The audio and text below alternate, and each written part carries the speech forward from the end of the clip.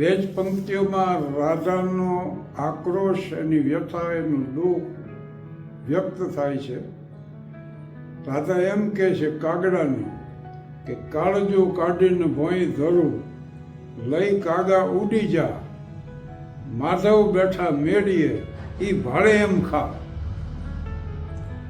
આ રાધાની વેદના છે. પણ માધવની સ્થિતિ શું છે?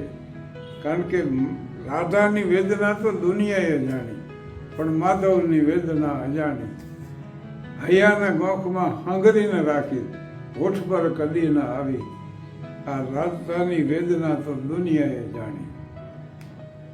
દ્વારિકાના સુવર્ણ મહાલયના ચરુખામાં ઊભા ઊભા એકવાર કૃષ્ણ ગોમતી નદી જોઈ ગોમતી નદી, પણ આવી જમનાની યાદો. જોવું જ્યાં ગોમતી તો યાદ મને આવે ઓલા જમનાના નકરાળા નીર. કાલિંદી કણસે છે ગોમતીના ઘાટમાં, મારા કાળજામાં વાગે છે તીગ. લોકોને મન રોજ ઉગ્યું પ્રભાત, પણ મારે મને અંધારી રાત. કોઈ કહેજો મારા કાળજાની વાત.